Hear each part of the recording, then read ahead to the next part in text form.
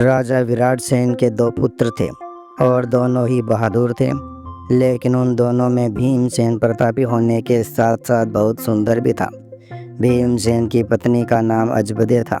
वह भी बेहद सुंदर और रूपवती थी। अजबदे गाना भी बहुत अच्छा गाती थी। एक दिन राजा विराट सेन ने भीमसेन को उसकी गलती पर नाराज होकर देश निकाला दे दिया। राजा का यह आदेश सुनकर भीमसेन चिंतित हो गया और अपने महल में आ गया। भीमसेन को उदास देखकर उसकी पत्नी ने पूछा, आप उदास क्यों हैं? राजकुमार होकर भी आप इस तरह चिंतित क्यों हैं? भीमसेन बोला, हे प्राणेश्वरी, तुमसे क्या कहूँ और कहने से लाभ भी कुछ नहीं। आज मेरे पिता ने मुझे 10 वर्ष का देश निकाला दे दिया है, इसलिए मैं तुमसे विदाई लेने आया हूँ। यह सुनते ही अजबदे गस खाकर गिर पड़ी और बेहोश हो गई। उसकी यह हालत देखकर भीमसेन के होश उड़ गए। वह सोचने लगा, मैंने बहुत बुरा किया जो अपनी पत्नी को सब कुछ बता दिया। दासियों ने जब अजबदे पर गुलाब जल छिड़का तो उसे होश आया। होश में आकर अजबदे ने भीमसेन से कहा, आप मुझे छोड़कर परदेश चले जाएंगे तो मैं आपके बिना कैसे जी पाऊंगी? मैं भी आपके साथ ही चलूंगी। भीमसेन ने कहा, तुम मेरे साथ कैसे चल सकती हो? परदेश में अनेक प्रकार के कष्ट भोगने पड़ते हैं और तुम महलों में रहने वाली इन दुखों को कैसे बर्दाश्त कर पाओगी? भीमसेन ने पत्नी को समझाने वाले अंदाज में कहा। अजबदे ने आंखों में आंसू भरकर कहा, परदेश में कितने भी दुख उठाने पड़े, वे सब आपके साथ रहकर सुख से भी अधिक सुखदायक लगेंगे। महल के सुख आपके बगैर जंगल के दुखों से भी अधिक भयानक प्रतीत होंगे। इससे अच्छा तो यही है कि मैं आपके साथ ही चलूं।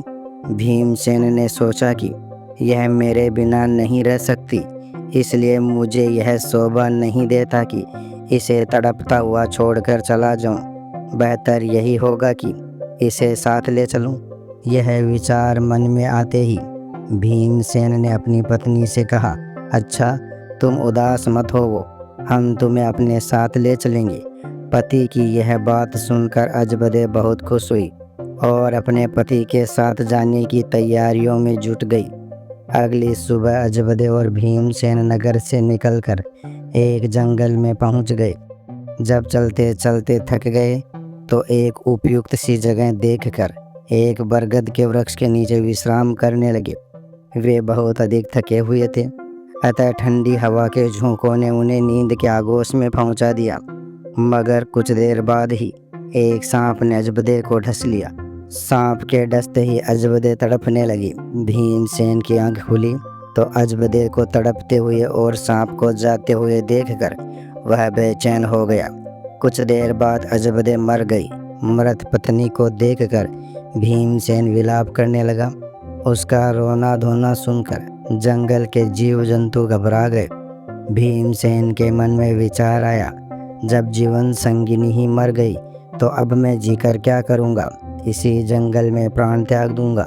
मन में यह विचार आते ही वह अजबदे की लाश के पास से उठा और जंगल से लकड़ियाँ इकट्ठा करने लगा। वह रो रो कर कहता जा रहा था, अजबदे की चिता में मैं भी जल जाऊंगा। उसी समय उसी जंगल में भगवान महादेव और माता पार्वती पृथ्वी लोक का भ्रमण करते हुए वहां आ पहुँचे। माता पार्वती ने जब भीमसेन के रोने की आवाज़ सुनी तो उन्हें उस पर दया आ गई। उन्होंने महादेव से कहा, हे प्रभु, कोई मानव हृदय विदारक स्वर में रो रहा है, उसके रोने से मेरा हृदय कांप रहा है। आप उस पर दया करके उसका दुख दूर कीजिए। माता पार्वती की बात सुनकर महादेव बोले, हे प्रिय, मैं तुम्हें इसीलिए अपने साथ नहीं लाना चाहता था क्योंकि पृथ्वी पर हर प्रकार के दुखी मनुष्य हैं। हम किस किस का दुख दूर करेंगे? इस पर माता पार्वती ने आग्रह करते हुए कहा, हे स्वामी, कुछ भी हो, इसका दुख आपको अवश्य दूर करना होगा। माता पार्वती की बातें सुनकर शिवजी पार्वती को साथ लेकर वहां पहुंचे जहां भीमसेन करुण विलाप कर रहा था। शिवजी ने भीमसेन से पूछा, तू क्यों रो रहा है? तुझे क्या दुख है? भीमसेन ने रोते हुए कहा, आप मेरा दुख क्या जाने, मुझ में तो अपना दुख कहने की भी शक्ति नहीं बची। जी चाहता है कि यह धरती फट जाए और मैं उसमें समा जाऊं। भीमसेन की यह बात सुनकर शिव जी को भी उस पर दया आ गई। उन्होंने कहा, तू हमसे अपना हाल कह। तब भीमसेन बोला, महाराज, मैं राजा विराट सेन का बेटा हूँ। मेरे पिता ने मुझे देश निकाला दे दिया, इसलिए मैं और मेरी पत्नी जंगल में आ गए। यहाँ आकर मेरी पत्नी को सर्प ने डस लिया और वह मर गई।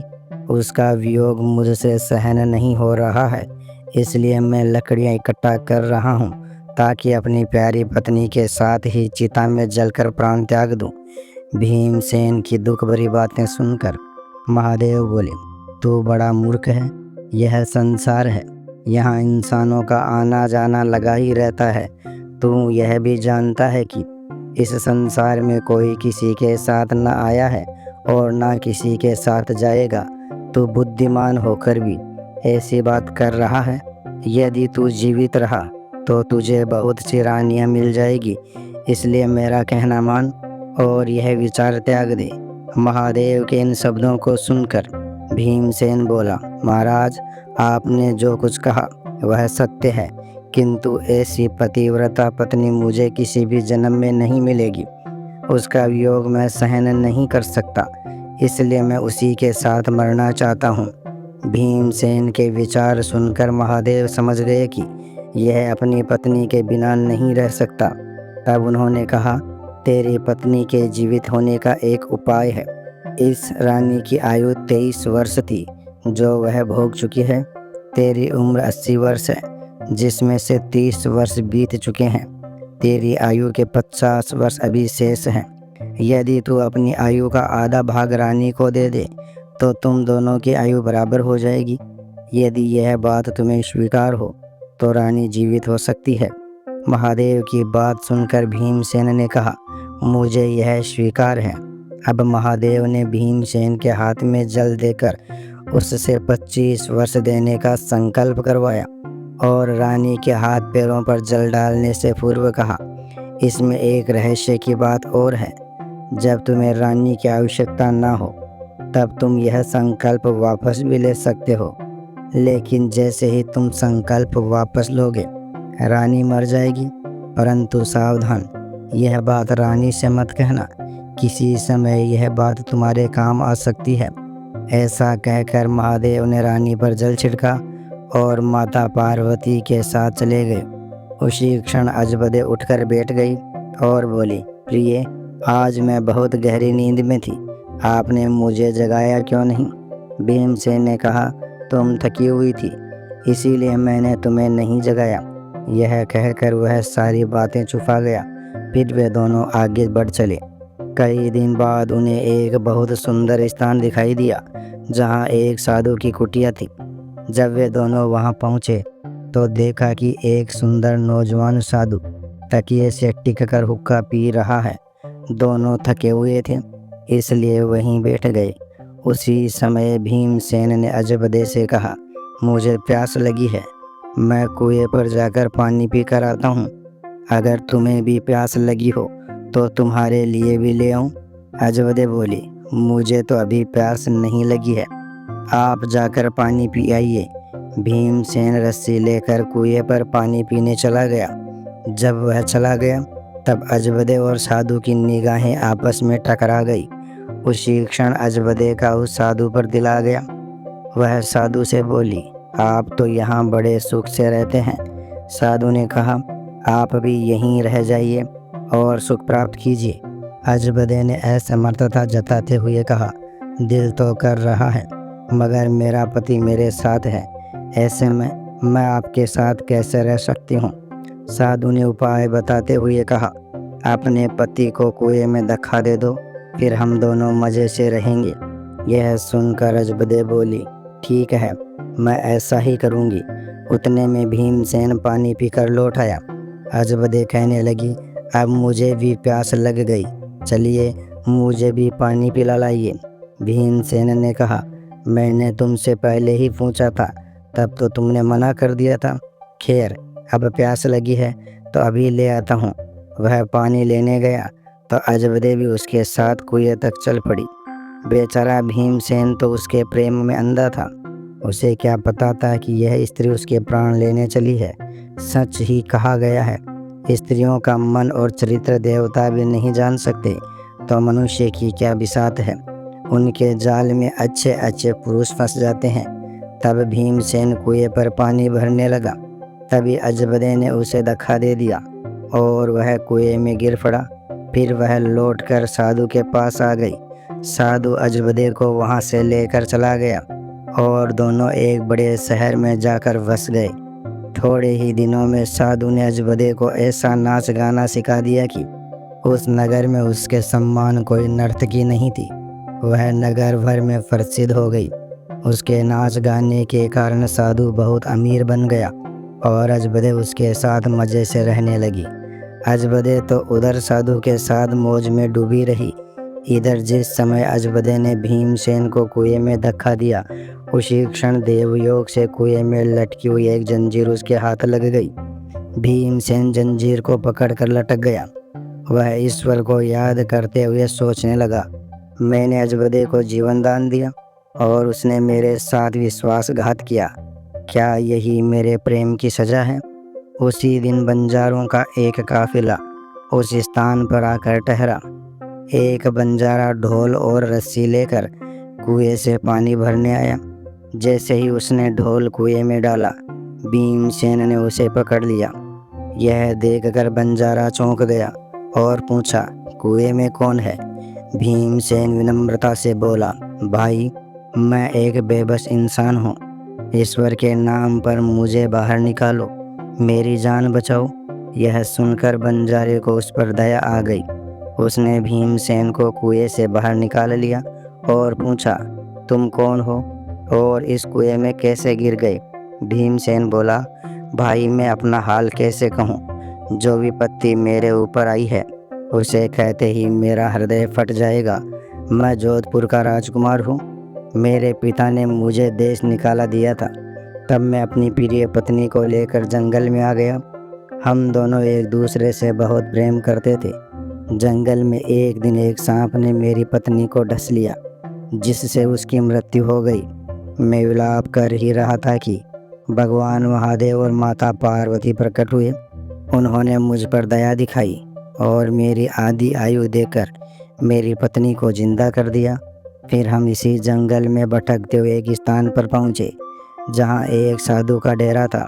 मुझे प्यास लगी तो मैं कुएं से पानी पीने चला गया। जब वापस लौटा तो मेरी पत्नी ने कहा कि उसे भी प्यास लगी है।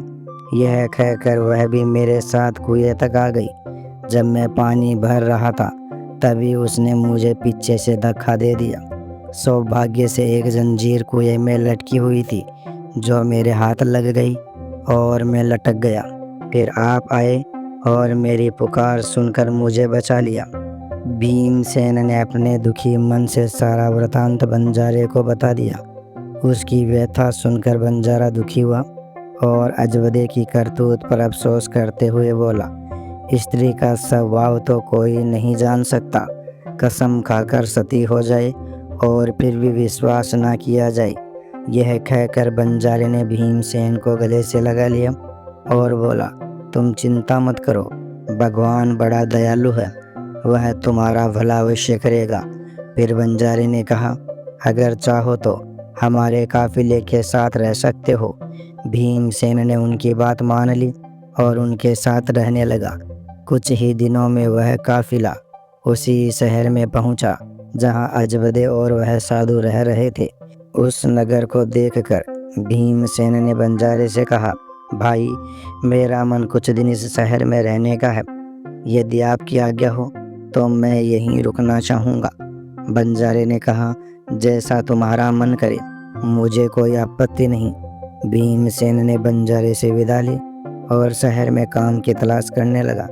कुछ ही दिनों की मेहनत के बाद उसे एक बड़े व्यापारी के यहाँ नौकरी मिल गई। भीमसेन उस व्यापारी के यहाँ रहने लगा और बड़ी लगन से अपने कर्तव्यों का पालन करने लगा। व्यापारी भी उसकी मेहनत और ईमानदारी से बहुत प्रभावित हुआ और कुछ ही समय में उसने भीमसेन को अपने व्यापार का मुनीम बना लिया। तब भीमसेन के दिन शांति से बीतने लगे। एक दिन संयोगवश उस नगर के राजा के यहाँ अजबदे के नृत्य का आयोजन हुआ। राजा ने नगर के सभी बड़े व्यापारियों और सेठ साहूकारों को इस नृत्य समारोह में आमंत्रित किया। जिस दिन अजबदे का नृत्य था, नगर के सभी व्यापारी और प्रतिष्ठित जन राजा के दरबार में उपस्थित हुए। भीमसेन ने भी अजबदे के नृत्य और गायन की बड़ी प्रशंसा सुन रखी थी। उसने मन में सोचा, इस प्रसिद्ध नर्तकी का नृत्य अवश्य देखना चाहिए। यही सोचकर वह भी सभा में पहुंच गया। अजबदे सज धज कर साज श्रृंगार करके नृत्य करने को तैयार खड़ी थी। उस समय वह किसी अप्सरा के समान सुंदर प्रतीत हो रही थी। भीमसेन अपने माली के पास बैठा था। अजबदे ने नृत्य आरंभ किया और एक ठुमरी गाई। उसने एक के बाद एक कई राग बड़ी सुरीली आवाज में ऐसे गाए कि महफिल में बैठे सभी लोग मंत्रमुग्ध हो उठे और तालियां बजाने लगे। राजा से लेकर प्रजा तक सभी ने उसे ढेरों इनाम दिए। भीमसेन ने भी अपने हाथ की अंगूठी, जिसमें हीरा जड़ा हुआ था, उतार कर अजबदे को भेंट में दी। अजबदे ने उस अंगूठी को तुरंत पहचान लिया। वह मन ही मन सोचने लगी, बड़ा अद्भुत संयोग है। मेरा पति तो जीवित है और यहीं आ पहुंचा है। अब यह मुझे जीवित नहीं छोड़ेगा। मुझे कोई ऐसा उपाय करना होगा जिससे यह मारा जाए। उसने सोच विचार कर एक योजना बनाई। सबसे अच्छा उपाय यही होगा कि मैं कोई दर्द भरी रागिनी गाऊं, जिससे राजा प्रसन्न हो जाए और फिर उससे इसे मरवाने की आज्ञा ले लूं। यह सोचकर अजबदे ने करुण स्वर में एक रागिनी गानी शुरू की। उसकी गायन कला और भावनात्मक प्रस्तुति से राजा अत्यंत प्रसन्न हुआ। उसने अजबदे से कहा, हम तुमसे बहुत प्रसन्न हैं। बोलो, क्या चाहती हो? जो मांगोगी वह दिया जाएगा। अजबदे ने उत्तर दिया, यदि आप सच में मुझसे प्रसन्न हैं तो पहले यह वचन दीजिए कि मैं जो मांगूंगी वह आप मुझे अवश्य देंगी। राजा ने उसे वचन दे दिया। तब अजबदे बोली, आपकी इस सभा में मेरा एक शत्रु चोर बैठा है। कृपया उसे अभी और यहीं मरवा दीजिए। राजा ने कहा, उसे सामने लाओ। अजबदे ने भीमसेन का हाथ पकड़कर उसे राजा के सामने ला खड़ा किया और बोली, इसे जल्लादों के हवाले कर दीजिए। राजा ने तुरंत सिपाहियों को आदेश दिया। सिपाही भीमसेन को पकड़ कर ले जाने लगे। इस पर भीमसेन का मालिक घबराकर उसके पास आया और बोला, तूने इस नर्तकी का क्या चुराया है जो यह तुझे मरवाना चाहती है?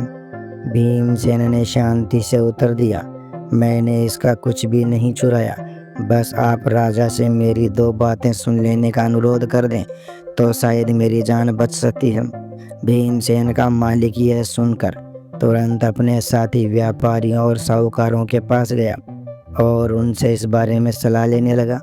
उसने कहा, मित्रों, या तो राजा न्याय करे वरना हम सभी इस नगर को छोड़कर चले जाएंगे। यह विचार विमर्श कर सभी व्यापारी राजा के पास पहुँचे और कहने लगे, महाराज, हमारा मुनीम निर्दोष है और उसे अन्यायपूर्वक मारा जा रहा है। वह कहता है कि यदि राजा की आज्ञा से मुझे मारा जा रहा है तो मैं उसे स्वीकार करता हूँ, पर मेरी दो बातें अवश्य सुनी जाए। राजा ने व्यापारियों की बात सुनकर कहा, मुनीम को लेकर आओ।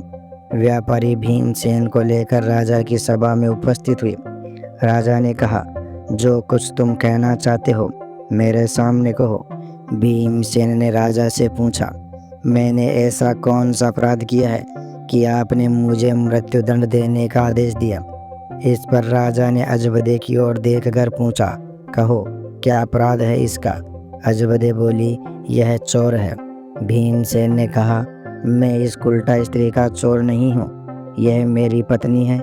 यह मुझे कुएं में धक्का देकर साधु के साथ चली गई थी। अजबदे ने स्थिति बिगड़ते देखकर तुरंत कहा, महाराज, मैं इस झूठे को नहीं जानती।